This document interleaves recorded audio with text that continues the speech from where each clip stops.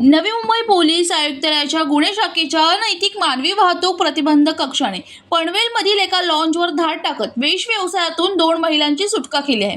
या कारवाईत लॉन्च व्यवसाय स्थापकासह तिघांना अटक करण्यात आली असून या कारवाईमुळे अनैतिक व्यापार करण्याचे धाबे दणाणले आहेत। नवी मुंबईचे पोलीस आयुक्त मिलिंद भारामे यांच्या मार्गदर्शनाखाली अनैतिक धंद्याविरोधात सुरू असलेल्या विशेष मोहिमेदरम्यान वरिष्ठ पोलीस निरीक्षक गजानन कदम यांना गुप्त माहिती मिळाली होती।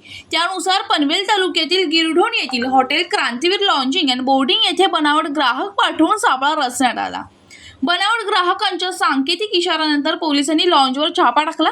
यावेळी वेश व्यवसायांसाठी ठेवण्यात आलेल्या 2 महिलांची सुटका करण्यात आली। तपासात लॉन्च व्यवसाय स्थापक प्रकाश गणेश गुप्ता, महिला पुरवणारा अजनगर फकीर शेख आणि वेटर प्रियरंजन लालोराय कुमार राय हे ग्राहकाकडून पैसे घेऊन महिलांना वेश व्यवसायासाठी पुरवत असल्याचे उघड आले। या तिघांविरोधात अनैतिक व्यापार प्रतिबंधक कायद्यासह विविध कलमांन्वये गुन्हा दाखल करण्यात आला असून न्यायालयाने त्यांना 7 ऑगस्ट पर्यंत पोलीस कोठडी सुनावली।